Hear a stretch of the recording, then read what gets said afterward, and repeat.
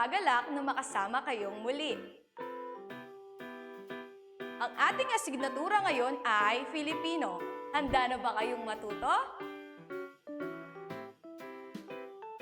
Bago natin simulan ang ating aralin, atin munang manalangin. Ama, bantayan mo po ang iyong mga anak sa araw na ito ng kanilang pag-aaral. Ilayo mo po sila sa lahat ng panganib at sakuna upang may pagpatuloy nila ang kanilang mabubuting hangarin na matuto. Iligtas mo po sila sa mga pagsubok na kanilang makakasalamuha ngayong araw na ito. Maraming salamat, Amang Banal, sa inyong mga biyaya. Amen. Atin nang simulan ang ating aralin. Handa na ba kayo? Magaling! Ngayon, ang ating pag-aaralan ay talambuhay at ang ortografiya ng wikang Pilipino. Kapag sinabi nating talambuhay, ito ay panitikang naglalahad ng kasaysayan ng isang tao hango sa tunay na tala, pangyayari o impormasyon. Ang talambuhay ng iba ay pagsasalaysay ng mayakda ng mga kaganapan ng buhay ng ibang tao. Ang talambuhay ng pansarili naman ay pagsasalaysay ng may akda tungkol sa kanyang sariling buhay. Kasama rito ang detalye tulad ng pangalan ng kanyang mga magulang at kapatid, petsa at lugar ng kanyang kapanganakan, kailan at saan nag-aral, karangalang natamo at naging mga tungkulin o nagawa.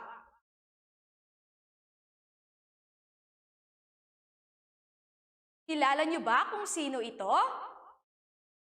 Tama! Ito si Graciano Lopez Aina. Ating tatalakayin ngayon ang kanyang talambuhay. Ipinanganak si Graciano Lopez Aina sa Iloilo noong Disyembre 1856. Siya ay supling nina Placido Lopez at Maria Jacob Aina. Siya ay tanyag na mananalumpati. Si Aina ay isa sa mga bantog na manunulat noong panahon ng mga Espanyol. Malaki ang naging bahagi sa panitikang Pilipino. At tinawag siyang Prinsipe ng Mananalumpating Tagalog. Uulitin natin, Prinsipe ng Mananalumpating Tagalog.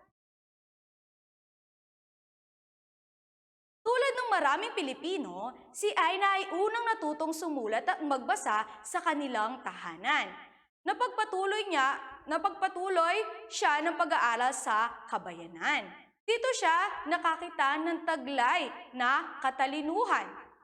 Ngunit, hindi pinapayagan noon ang pakikipagtalo sa mga guro. Dahil dito, hindi siya nasiyahan sa kanyang mga aralin. Kaya't hindi na siya nakikinig sa kanyang mga guro. Ito ang dahilan ng kanyang pasyang paglayag patungo sa saang bansa kaya? Sa ibang bansa. Si Graciano Lopez Aina ay dumating sa Espanya noong taong 1881 at nakisama sa mga kalaing naroon. Nakiisa siya sa mga nakibaka para sa reforma sa Pilipinas. Siya ay naging tapat na kasapi ng Hispano-Pilipino. Ang samahang ito ay naglathala ng pahayagang nagbabalita ng kalagayan ng Pilipinas sa pamamahala ng mga Espanyol. Naglathala sa mga lathalaing, una, Pilipinas ante Europa, at pangalawa, El Progreso, pangatlo, El Pueblo Soberano. Uulitin natin, ang una ay ang Pilipinas ante Europa, El Progreso, at ang pangatlo ay El Pueblo Soberano. Naglathala sa mga, yon ang paglathala ni Graciano Lopez Aina. Kaya sumulat din siya laban sa mga pareng Espanyol. Isa sa mga kilala, saan kaya siya kilala?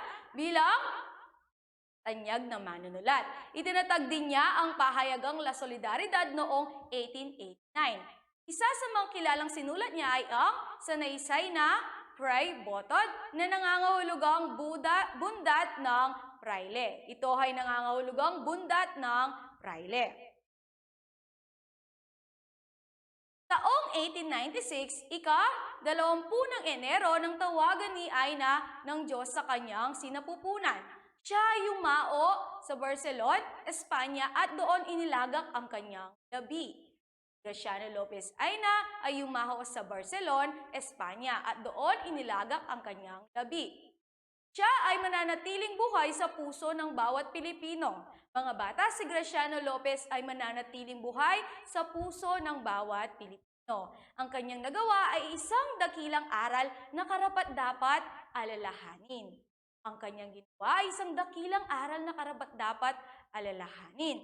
Ang lathalaing ito ay katibayan ng walang kamatayang nagawa para sa minamahal na bayang Pilipinas. Atin ngayong alamin ang ortografiya ng wikang Pilipino. Bata? Baybayin. Ang baybayin, ito ay binubuo ng 17 simbolo na kumakatawan sa mga letra at 14 na katinig at 3 patinig. Kapag sinabi nating baybayin, binubuo ng 17 simbolo na kumakatawan sa mga letra. Ang mga simbolong kumakatawan sa mga letra ay ang mga sumusunod. Ito ang mga katinig: ba, da, ga, ha, ha, la, ma, na, nga, pa, ra, sa, ta, wa, ya. At ito naman ang mga patinig: a, e, o, i, o, u. Bata, yan ang mga katinig at patinig. Nabuo ang Bakatang Tagalog noong 1940. Noong dumating ang mga Espanyol sa Pilipinas, pinalitan nila ang baybayin ng alpabetong Romano. At ito nga ang pinagbatayan ng Abakadang Tagalog. Uulitin ko, ang Abakadang Tagalog ay nabuo noong 1940 nang ang balarila ng wikang pambansa ng Pilipinas ay isinulat ni sinong sumulat? Magaling, si Lope K. Santos. Maraming taon ang ginugol ng mga dalubhasa sa pag-aaral ng ortografiya ng wikang Pilipino. Nakapagisang buuin ang makabagong alpabetong Pilipino. At ang bagong alpabetong Pilipino ay binubuo ng 28 titik na letra na sa A, B, T, E, E, F, G, H, I, J, K, L, M, N, N, G, O, P, Q, R, S, T, U, V, W, X, Y, and Z. Ang mga letrang ito ay karaniwang ginagamit sa pangalang pantangi. Ano nga ba ang kahulugan ng pantangi? Kapag sinasabi nating pantangi, ito ay ang uri ng pangalan na tumutukoy sa tiyak na ngalan ng tao, bagay, lugar, pook o pangyayari. Halimbawa sa ngalan ng tao, si Gregorio del Pilar. Naintindihan niyo ba mga bata? Magaling! Mga salitang banyaga. Ang mga salitang banyaga ay salitang hiram na ginagamit sa ating wika na tinutungbasan ng mga bang titik. Halimbawa ng letrang C. Ang katumbas nito sa Ingles ay letrang K or S. Okay? Ang letrang C, ang katumbas nito ay letrang K or S. Halimbawa, kanto at kanto. Ang letrang C ay pinalitan sa letrang K. Pangalawa, sirko at ang pangatlo ay kamiseta. At ang pangalawa naman ang letrang F. Ang letrang F, ang katumbas nito ay letrang P. At ang halimbawa ay cafe or kape at ang pugon or pugon. At ang pangatlo, meron tayong letrang J. Ito ay, ang katumbas nito ay DY o DIY o cage. Halimbawa, janitor, janitor or kahon.